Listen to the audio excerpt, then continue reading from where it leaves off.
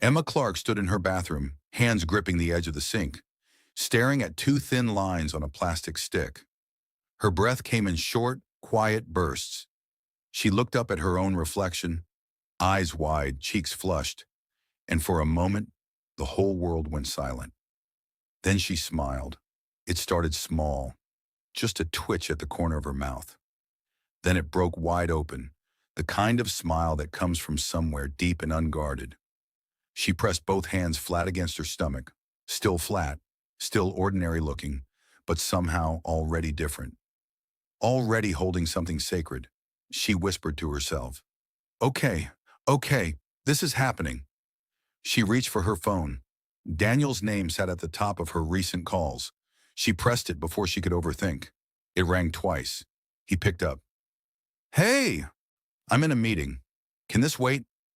"No," she said. Her voice was steady, but her hand wasn't. "Daniel, I need to tell you something. I'm pregnant." Silence. Not the warm, stunned kind. Not the kind that precedes laughter or joy, or a sharp intake of breath. This was a cold silence. Flat. Airless. "Daniel? I heard you," he said. "Are you... say something." Another pause. She could hear the distant hum of an office in the background. Someone laughing down a corridor. A door closing. "Come home early," he said finally. "We'll talk." He hung up. Emma lowered the phone slowly. The smile was gone. 300 miles away in Los Angeles, Jake Monroe was sitting on the floor of his living room, surrounded by script pages, an empty coffee mug beside him, and the low sound of a baseball game on the TV he wasn't watching. His phone buzzed. His producer. He ignored it. He picked up one of the pages, read 3 lines, then set it back down. He leaned his head against the couch behind him and stared at the ceiling. His apartment was impressive by any measure. Floor-to-ceiling windows, city lights below, everything clean, everything ordered, everything exactly where he'd put it. Because no one else ever moved anything. No one else lived here. No one came and went except his sons, Tyler and Caleb, every other weekend. And even then, the place felt too large for 3 people. He was 41 years old, successful by every external definition, and profoundly, quietly bored with his own life. He didn't say that out loud, not to anyone. He barely admitted it to himself. His phone buzzed again. This time he picked it up. "Jake, we need the revised draft by Thursday," his producer said without a greeting. "Network is breathing down my neck."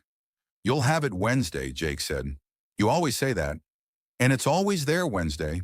A pause. "Fair enough." He hung up, looked back at the ceiling, then reached over and turned off the baseball game. The room went quiet. He sat there in the silence for a long moment. Then he got up, grabbed his keys, and went for a drive. Because that's what he did when the stillness got too loud. Emma sat across from Daniel at their kitchen table that evening. The dinner she'd made sat mostly untouched between them. She watched his face, trying to read it, trying to find a thread of the man she'd married. He had his hands folded in front of him, calm, controlled, the way he always was. "I thought we agreed," he said. We talked about it once," she said. 2 years ago. People change, Daniel. Situations change. I haven't changed. I'm already pregnant. This isn't a hypothetical anymore." He looked at her then, directly, and something in his eyes made her stomach drop. "I grew up in a house with a father who never wanted to be there," he said. "I told you that. I told you exactly who I am. You're not your father." "I'm not doing it, Emma." She felt the blood drain from her face. "What does that mean?" "It means I'm not going to become someone I'm not. Not even for you." "Daniel," her voice cracked, "this is our baby." "It doesn't have to be," he said quietly. "There are options." The room felt like it tilted. Emma put her hand flat on the table to steady herself. Are you asking me to..." "I'm asking you to think about what we built here, what we have, what you'd be throwing away." She stared at him for a long time, long enough to see that he wasn't going to soften, long enough to understand that he meant every word. "I'm keeping this baby," she said. His jaw tightened. "Then I think you already know what happens next." He moved out 11 days later. Emma stood in the doorway of their bedroom and watched him carry boxes past her, one after another, efficient and expressionless, like he was relocating files in an office. He didn't look at her. She didn't stop him. When the door closed for the last time, she sat down on the floor of the hallway, back against the wall, and let herself cry. Not the quiet kind, the deep, ugly, inconsolable kind that comes from losing something you thought was permanent. She cried until she had nothing left.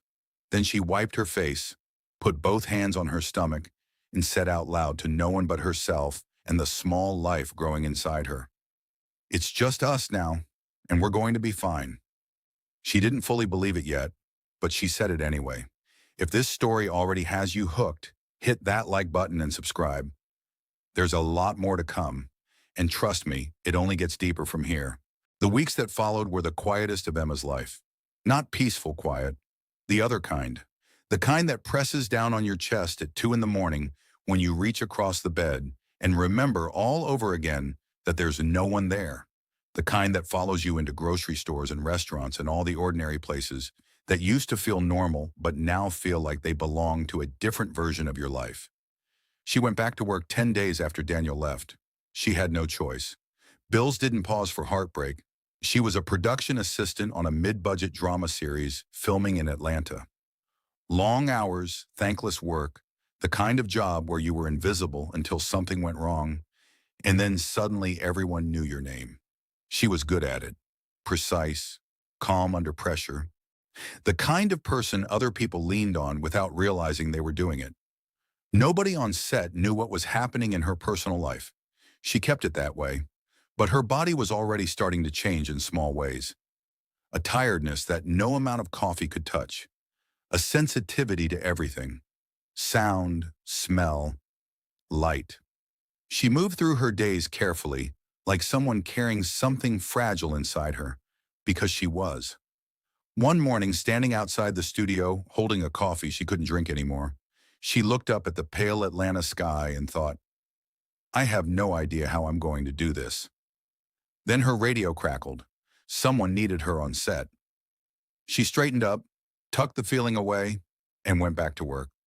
Jake arrived in Atlanta on a Tuesday, and the network had assigned him as creative consultant on the same drama series Emma worked on.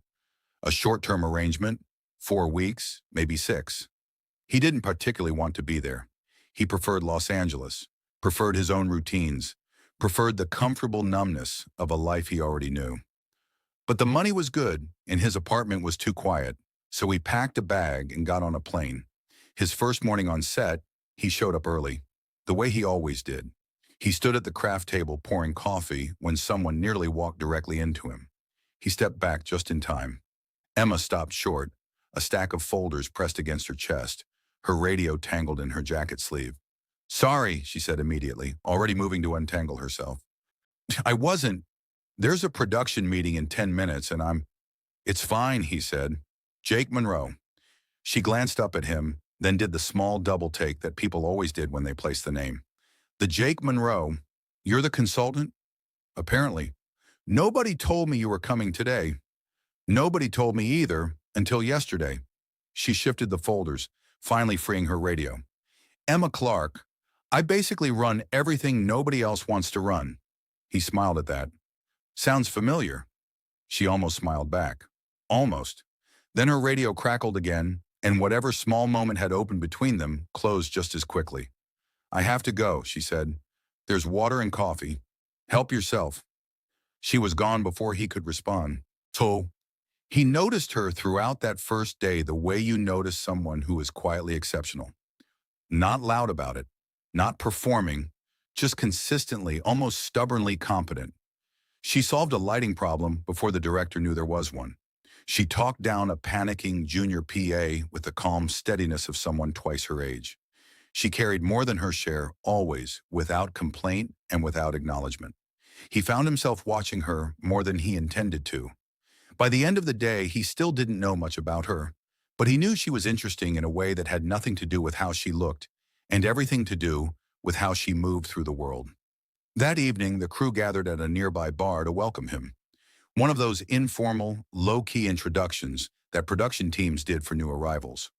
Loud music, cheap beer, everyone slightly too tired to be fully present. Jake sat at the far end of the bar nursing a drink and talking shop with the director when he noticed Emma across the room. She was standing slightly apart from the group, holding a glass of water, laughing at something one of the camera operators said. Then the camera operator walked away, and for just a moment, when she thought no one was looking, her face changed. The laugh faded. She pressed her lips together and looked down at her glass, and something moved across her expression. Exhaustion, maybe, or grief, or both. It was only a second. Then someone called her name, and she looked up, and she was fine again, present and composed and giving nothing away. Jake looked away and finished his drink. He told himself it was none of his business. A week passed, and then two. They fell into an easy, unplanned rhythm on set. She would brief him in the mornings, schedule changes, crew updates, anything he needed to know. He would listen, ask sharp questions, occasionally make her laugh with a dry observation about the chaos around them. She appreciated that he didn't waste her time. He appreciated that she didn't waste his. One afternoon, they ended up eating lunch at the same table by accident, both of them too busy to go anywhere else. They talked for 20 minutes about the script, about storytelling, about what makes an audience actually care about a character versus just watching one. People don't connect to perfection, Emma said, pulling apart a bread roll. They connect to the moment someone almost breaks but doesn't. Jake looked at her. Now that's exactly right. She shrugged like it was obvious. How long have you been in production? He asked. 6 years. You? 15. Does it still excite you? Nobody had asked him that in a long time. He thought about it honestly before answering. Someday, he said, less than it used to. She nodded slowly, like she understood something in that answer that he hadn't fully said. They finished lunch in comfortable silence. Enjoying the story so far? Drop a comment below and let us know what you think of Emma and Jake. And don't forget to subscribe so you don't miss the next part. It was a Thursday evening when Jake first noticed the pregnancy. Emma was reaching up to pull a binder from a high shelf in the production office, and her jacket shifted just enough. He looked away immediately, the way a decent person does, and said nothing. But the pieces rearranged themselves quietly in the back of his mind. The water instead of coffee, the way she sat down carefully at the end of long days, the occasional hand pressed briefly to her stomach when she thought no one was watching. He said nothing. It wasn't his place. But something shifted in the way he saw her. Not with pity. She would have hated that, he already knew. With something closer to respect.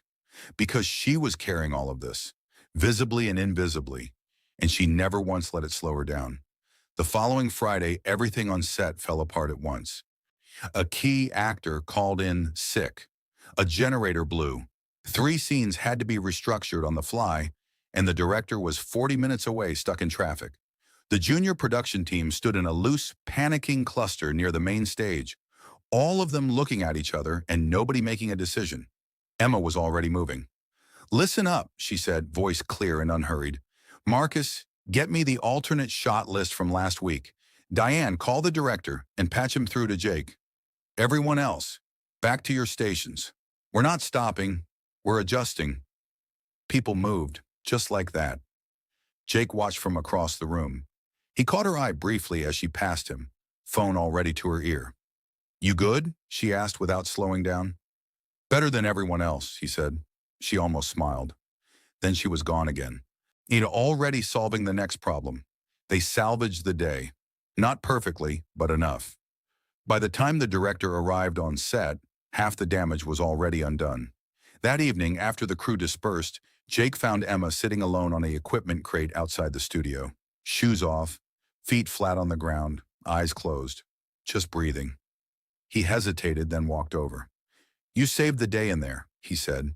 She opened one eye. I saved the production budget. Different thing. He sat down on a crate nearby. How are you doing, actually? She opened both eyes and looked at him sideways. Nobody asked her that. Not here. I'm tired, she said, but I'm okay. You don't have to do the thing where you're okay. She was quiet for a moment. The parking lot around them was emptying, headlights sweeping across the asphalt as people left. I'm going through a divorce, she said finally, and I'm pregnant, and I'm doing both of those things at the same time, which is not how I planned my year. He didn't flinch, Didn't offer the reflexive sorry that people always reach for. He just nodded slowly, like he was actually receiving what she'd said. That's a lot to carry, he said. Yeah, she agreed. It is. They sat in silence for a moment. Not uncomfortable silence. The kind that means two people are actually present with each other. You have people? He asked. Family, friends, someone in your corner? My sister calls every day. My mom flew in last month for a week. She paused. It helps, but at the end of the day, it's still just me in that apartment. He nodded again. He knew something about that specific silence. And I have a good apartment, he said quietly, and I eat dinner alone most nights. Different situation, same quiet. She looked at him then. Really looked at him. That's surprisingly honest, she said. You were honest first, he said. Seemed fair. After that evening, something between them loosened. Not dramatically. Not all at once. It was gradual, the way real things usually are. Small moments accumulating over days. A shared look across a crowded room. A brief conversation at the end of a long shift. The particular comfort of someone who doesn't need you to explain yourself. He started bringing her decaf in the mornings without being asked. She started saving him a seat at the production table without acknowledging she was doing it. The crew noticed before either of them did.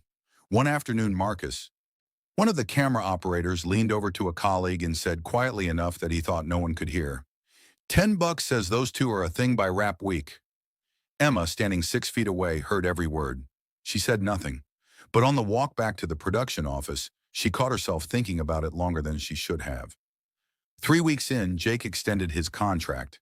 He told his producer it was because the script needed more work. That was true. It wasn't the whole truth.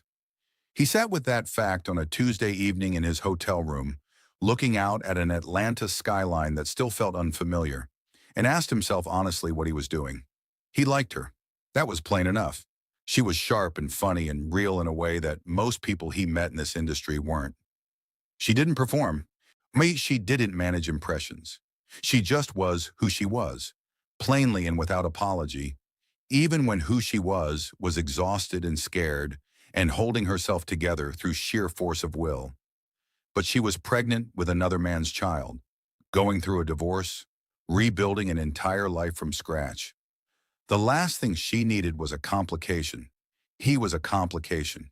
He told himself to keep it simple, keep it professional, appreciate her from a reasonable distance, and leave Atlanta in a few weeks with a completed script and his feelings neatly where he'd found them. He believed that plan for approximately 2 more days. If this story is pulling you in, hit subscribe and ring that notification bell. You won't want to miss what happens next when these two finally stop pretending. It was a Saturday when everything quietly tipped over. The production had a rare half day. Most of the crew scattered quickly. Errands, sleep, the particular relief of people who worked too hard, finally given a few hours back. The studio emptied out fast. Jake was in the production office finishing notes when he heard a sound from the hallway. Quiet, almost nothing. He stopped typing and listened. It came again. He got up and found Emma sitting on the floor of the small kitchen area at the end of the corridor, back against the cabinet beneath the sink, knees pulled up as close as her stomach would allow. She had one hand pressed flat to her chest and she was breathing in slow, deliberate counts. Her eyes were closed. He crouched down in front of her. Emma! Her eyes opened. For just a moment, and before she could arrange her expression, he saw everything she usually kept hidden. The fear, the weight, the deep bone-level exhaustion of a person who had been strong for too long without a break. Then the walls came back up. I'm fine, she said. Just got dizzy. It happens sometimes. How long have you been sitting here? A few minutes. Try again. She exhaled. Maybe 20. He sat down on the floor across from her without a word, back against the opposite cabinet, legs stretched out. She looked at him like he'd done something strange. What are you doing? She asked. Sitting with you. You don't have to do that. I know, he said simply. She stared at him for a moment. Then something in her shoulders dropped, almost imperceptibly, and she leaned her head back against the cabinet and closed her eyes again. I know they sat like that for a while. The building was quiet around them. Somewhere outside, a car horn. the distant sound of a city going about its Saturday. I had a doctor's appointment yesterday, she said eventually, eyes still closed. Everything okay? Everything's fine. She's healthy. A pause. It's a girl. Jake felt something move in his chest, quiet and unexpected. That's wonderful, he said. Emma's face did something complicated. Her jaw tightened and her brow pulled together, and for a moment she looked like someone trying very hard not to cry. Daniel doesn't know, she said. I didn't tell him. I don't know if I'm going to. You don't owe him that. She's still his daughter biologically. And you're her mother entirely. Cool, that counts for more. Emma opened her eyes and looked at him across the narrow kitchen floor. Something in her expression was raw and unguarded in a way he hadn't seen before. How do you do that? She asked. Do what? Say exactly the right thing without making it sound rehearsed. He almost smiled. 15 years of writing dialogue. She laughed then, a short, real, surprised laugh, and it broke something open in the room. The tension dissolved. She pressed the back of her hand to her mouth like she was trying to contain it and failed. And he laughed too, quietly, and for a moment they were just two people sitting on a kitchen floor laughing at nothing.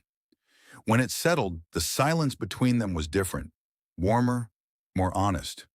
Thank you, she said softly, for staying. Thank you for letting me. After that Saturday, the distance between them closed in ways neither of them named out loud. He drove her home one evening when she mentioned offhand that her car was in the shop. She didn't invite him in, and he didn't expect her to, but they sat in the parked car outside her building for 40 minutes, talking about everything and nothing. Childhood, bad decisions, what they each thought they'd be doing by now versus what they were actually doing. She told him about growing up in a small town in Georgia, the daughter of a school teacher and a mechanic, the first in her family to move to a city and build a career from scratch. He told her about his marriage, not everything, but enough. She said I was emotionally unavailable, he said, looking out the windshield. She wasn't wrong. I just didn't know how to be any different back then. And now? Emma asked. He thought about it honestly. I'm trying to figure that out. She looked at him for a moment, then looked away. At least you know. What about Daniel? He asked carefully. What did he say when he left? Her jaw tightened. He said I was choosing a future over a present. What does that mean? It means he wanted to stay comfortable and I wanted to grow. She paused. He wasn't built for change. I just didn't see it until the change was already happening inside me. Jake was quiet for a moment. He missed out on something remarkable. Emma turned to look at him. He wasn't looking at her when he said it. He was still watching the street ahead. And somehow that made it more sincere. Not a line, not performance, just a plain, an honest thing said to the windshield. She didn't respond, but she held it. When she got out of the car, she paused at the door and looked back at him. Jake. Yeah. Don't make me regret letting you in. It wasn't a warning exactly. It was something more fragile than that. A confession dressed as a boundary. He understood the difference. I won't, he said. She held his gaze for one more second. Then she closed the door and walked inside. He sat in the parked car for a long time after her building door closed. The city moved around him. He didn't move with it. He was in trouble, and he knew it. We're past the halfway point now, and things are about to get complicated. Make sure you're subscribed so you catch every moment of what comes next. Jake didn't sleep well that night. He lay on top of the hotel bed fully dressed, staring at the ceiling, running the same conversation back and forth in his mind like a film reel stuck on repeat. Her voice, the way she looked at him before she closed the car door, the specific weight of those 7 words. Don't make me regret letting you in. He hadn't asked to feel this way. He'd shown up to do a job and somehow ended up standing at the edge of something vast and terrifying and completely uninvited. He sat up at midnight, elbows on his knees, and asked himself the question he'd been avoiding for days. What exactly was he prepared to offer a woman who was 3 months pregnant, freshly divorced, and still learning how to trust again? He didn't have a clean answer. That scared him more than the feeling itself. When the next morning on set, he was quieter than usual. Emma noticed. She noticed everything, but she didn't push. She handed him his decaf, briefed him on the day's schedule, and left him to it. That restraint, that instinct to give people room, was one of the things that undid him most about her. By midday, he'd made a decision. He was going to pull back, create a little space, let the feelings settle somewhere manageable before it turned into something neither of them could walk away from cleanly. It was the sensible thing, the responsible thing. He was good at responsible. He managed it for exactly 4 days. On the fifth day, Emma arrived on set looking like she hadn't slept. Her eyes were shadowed and her movements were slightly slower, the particular heaviness of someone who'd been crying and then stopped and then started again. He said nothing in the morning, said nothing through the first half of the day, kept his distance exactly the way he'd planned. Then at lunch, she sat alone at the far end of the outdoor table, picking at her food, and he watched her for 30 seconds before he picked up his plate and walked over. She looked up when he sat down. "You don't have to," she said. "I know," he said. Same as before. She looked back down at her food. He ate quietly beside her. After a few minutes, she said, without looking up, "Daniel called last night. He's filing the final paperwork. It's done." She said it flatly, the way people say things they've already cried about. "I knew it was coming. I've known for weeks. It still hit differently actually seeing the notification on my phone." "That makes sense," he said. "Even knowing something is coming doesn't mean you're ready for it." "I keep thinking I should feel relieved. People keep telling me I'll feel relieved." "Do you?" "No." She finally looked at him. "I just feel like I failed at something I really wanted to get right. A marriage failing isn't the same as you failing. Try telling my brain that at 2 in the morning." He held her gaze. "What does your brain say at 2 in the morning?" She was quiet for a moment. Then, "That I'm going to be alone for a long time. That I'm about to have a baby by myself. That maybe Daniel was right and I chose wrong." Her voice stayed even, but her fingers tightened around her fork. "And then she kicks, and I think, no, no, I chose exactly right. Go, and then it gets quiet again, and the doubt comes back, and it just goes in circles like that for hours." Jake set down his fork. He turned toward her slightly. "Can I tell you something?" "Sure. I've watched you for 5 weeks on this set. I've watched you hold this entire production together with your bare hands. I've watched you be kind to people who didn't deserve it and solve problems that weren't yours to solve and show up every single day with more grace than most people manage on their best day. And you've been doing all of that while carrying a grief most people would have collapsed under." He paused. "You didn't choose wrong. You chose yourself. That's not failure. That's the bravest thing a person can do." Emma stared at him. The fork in her hand lowered slowly to the table. Something moved across her face. Gratitude. And underneath it something more complicated. Something that looked a little like longing and a little like fear arriving at the same time. "Jake," she said quietly. "Yeah. I need you to be careful with me."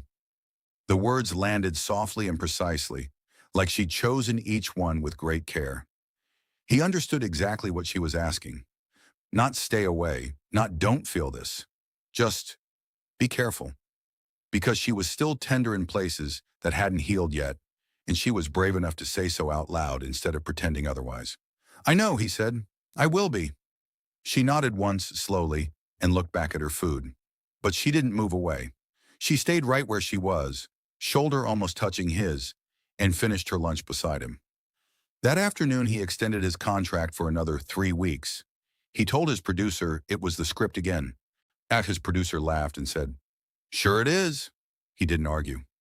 That evening, he sat in his hotel room and did something he hadn't done in years.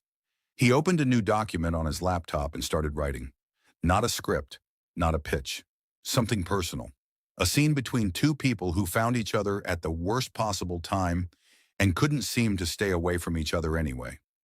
He wrote for 2 hours without stopping. When he finally sat back and read it, he realized he'd been writing about Emma the entire time. He closed the laptop and sat in the dark for a long while. He wasn't pulling back anymore. He didn't have it in him. If this story is hitting you right in the chest, drop a comment below and make sure you subscribe. The Crack appeared on a Wednesday evening, 3 weeks before Wrap. Jake had been careful, true to his word. He'd shown up consistently, held his feelings at a manageable distance, and let whatever was building between them move at Emma's pace. which was slow and cautious and entirely reasonable given everything she was carrying. He hadn't pushed, hadn't declared anything, just stayed close in the quiet, dependable way that he was beginning to understand mattered more than grand gestures ever could. Then Marcus opened his mouth at the wrong moment.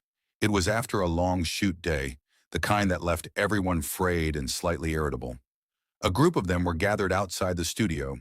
Jake, Emma, Marcus, and two of the junior PAs. When Marcus, loose and casual after a long day, looked between Jake and Emma and grinned. "Emma, so when are you two just going to admit it already?" And he said, "The whole crew has a pool going. Rap Week is the current favorite." The junior PAs went visibly uncomfortable. Emma's expression didn't change, but her jaw tightened almost imperceptibly. Jake looked at Marcus with a calm that didn't quite reach his eyes. "Drop it, Marcus," he said evenly. "I'm just saying what everyone's already thinking." "I said drop it." Marcus raised his hands and let it go, the way people do when they've miscalculated a room. The group dispersed quickly after that. Emma left without a word, walking to her car at a pace that wasn't quite fast enough to be called storming off, but was close. Jake caught up with her in the parking lot. "Emma." She stopped but didn't turn around immediately. When she did, and her face was composed but her eyes were doing something complicated. "I don't want to be a punchline," she said. "You're not. A crew pool, Jake. People are placing bets on my personal life while I'm standing right there. Marcus is an idiot. That's about him, not you. It's about both of us." She crossed her arms, not defensively, but like she needed something to hold on to. "I have worked so hard to keep this professional. I have been so careful. And now everyone on set thinks—" She stopped, looked away. "It doesn't matter what they think." "Then why does it bother you?" She looked back at him sharply. Then the sharpness faded, because she couldn't sustain it with him. She never really could. "Because they're not entirely wrong," she said quietly, "and that terrifies me." The parking lot was nearly empty, and the last of the crew cars pulled out behind them, leaving just the two of them standing under a pale overhead light with the wide Atlanta night around them. "What terrifies you about it?" Jake asked. She let out a slow breath. "I am 4 months pregnant, Jake. I am in the middle of a divorce. I am barely keeping my life assembled right now. I cannot afford to fall for someone who is going to leave when his contract ends and go back to Los Angeles and decide that all of this was too complicated." "I'm not going to do that. You don't know that." "I do, actually." "How?" Her voice cracked slightly on the word, not from anger, from something more honest than that. "How do you know?" "Because I thought I knew Daniel and I was wrong about every fundamental thing. I thought I knew what my life was going to look like, and I was wrong about that too. So forgive me if I don't take reassurance at face value right now." Jake was quiet for a moment. He didn't rush to fill the silence. When he spoke, his voice was low and steady. "You're right," he said. "I can't prove it to you with words. I know that. I'm not asking you to take a leap right now. I'm just asking you not to shut the door before you've seen what's actually on the other side of it." Emma stared at him. Her arms were still crossed. Her chin was lifted slightly, the way it did when she was fighting to stay composed. "I'm scared," she said. The simplest, most stripped-back thing she could have said. "I know," he said. "So am I." That surprised her. It showed in her face. "You're scared," she repeated. "Terrified," he said plainly. "One, you are the most compelling person I've been near in years, and your life is genuinely complicated, and I have a history of being emotionally unavailable, and I am standing here anyway. That's not nothing, Emma. That's me choosing to stand here in spite of all of it." She uncrossed her arms, slowly, like a decision being made in real time. "I don't know what I'm doing," she said. "Neither do I." "That's not reassuring." "No," he agreed, "but it's honest." She looked at him for a long moment. The overhead light caught the tiredness in her face and the something else underneath it. The warmth she kept guarded. The feeling she hadn't fully named yet. "Okay," she said finally. "Okay. Don't make me repeat it." But the corner of her mouth moved, just slightly. He didn't push it further. He walked her to her car, said goodnight, and watched her drive away. On the walk back to his own car, his chest was doing something loud and inconvenient that he hadn't felt in a very long time. He didn't try to talk himself out of it this time. He let it be exactly what it was. Back in his hotel room, he picked up his phone and called his producer. "I need another 2 weeks," he said. A long pause. "Jake, the script is done." "I know," he said. "I need 2 more weeks anyway." Another pause, then a slow exhale. "You met someone?" He didn't answer. "I'll sort it," his producer said. "We are one few moments from the end. Subscribe now and hit the bell so you don't miss the final chapter of this story." The last 2 weeks moved differently, slower and faster at the same time, the way time behaves when you're aware it's running out. Emma knew about the extension. She didn't ask him directly why he'd stayed. She didn't need to. Some things don't require words when two people have been paying close enough attention to each other. She simply showed up the next morning, handed him his decaf, and let the day begin. But something between them was different now. The door she'd been guarding so carefully was open, just barely, just enough for light to come through. And Jake, true to everything he'd promised, didn't push it wider. He just stood close to it, patient, present, consistent in the way that actually means something, which is not through grand declarations but through the accumulation of small, reliable moments that add up over time to something unshakable. He drove her to a prenatal appointment on a Thursday when her sister couldn't make it. He sat in the waiting room with a terrible magazine and didn't make it weird. When she came out, he looked up and said, "Everything good?" And she said, "She's perfect." And he smiled like it was his own good news, and neither of them commented on that. He cooked dinner at her apartment one evening. Nothing elaborate, pasta and salad, the kind of meal that's more about the company than the food. They sat at her small kitchen table and talked for 3 hours. About everything. About his sons, Tyler and Caleb, who he missed with a specific ache he carried everywhere. About her daughter, unnamed still, whose presence Emma described as the only thing that had felt certain in months. And about what they each wanted. Not abstractly, concretely. She wanted stability and warmth and a life that felt genuinely hers.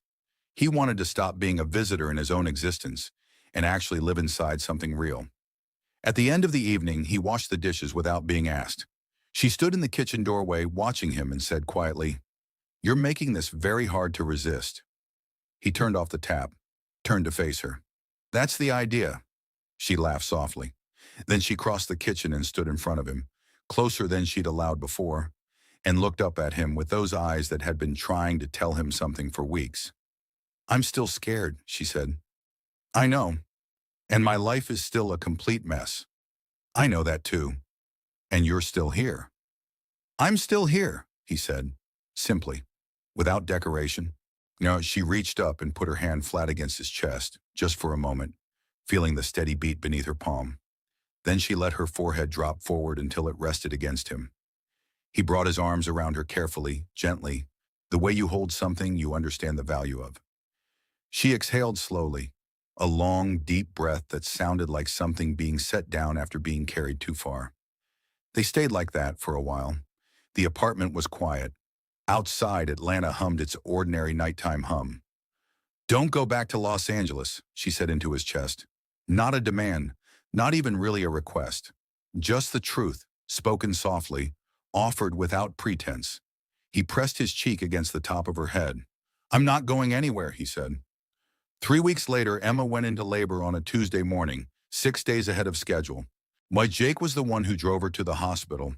Her sister was on a flight that had been delayed twice. Her mother was 4 hours away and already in the car. He was the one who was there, sitting beside her in the delivery room, letting her grip his hand with a strength that surprised them both, talking her through the long and frightening and extraordinary hours that followed. When it was over, when the room had quieted and the doctors had stepped back and the nurse had placed a small, red-faced, furiously alive little girl into Emma's arms, Emma looked down at her daughter and completely fell apart. Not from sadness, from the overwhelming, obliterating force of a love she hadn't known was possible until that exact moment. She looked up at Jake through her tears. He was watching them both with an expression she had never seen on anyone's face before. Wide open, unguarded, something that had no cynicism in it at all. "Hi," Emma whispered to her daughter. "I've been waiting for you." Jake reached out and touched the baby's hand with one finger. The tiny fingers curled around it immediately, Reflexively, the way newborns do, he went very still. Then he looked at Emma, and something passed between them that needed no translation. Emma's mother arrived 2 hours later. Her sister landed and came straight from the airport. The room filled with people and noise and love of the loud, familiar kind. Jake stepped back and let it happen, gave the space over entirely, stood quietly at the edge of the room, and watched Emma surrounded by her people. Later, when the room had settled and the visitors had stepped out, and Emma was resting with her daughter against her chest, she looked over at Jake sitting in the chair beside the bed and said, "She needs a name." "She does," he agreed. "I keep coming back to one." She looked down at the small sleeping face. "Hope." Jake looked at her, then at the baby, then back at Emma. "Hope," he said quietly. "That's exactly right." Emma smiled, the real kind, the wide-open, unguarded kind that he had first seen in her long before she was ready to aim it at him. She aimed it at him now without hesitation. Outside the hospital window, Atlanta was doing what cities do, moving, breathing, entirely indifferent to the small and monumental thing that had just happened inside one room on the fourth floor. But inside that room, something had been built, quietly, so stubbornly, out of wreckage and courage, and two people who chose each other anyway. Not a perfect life. Something better than that. A real one. And that's the end of When Everything Falls Apart. If this story moved you, hit that like button, leave a comment telling us your favorite moment, and subscribe for more stories just like this one. Thank you for watching. We'll see you in the next one.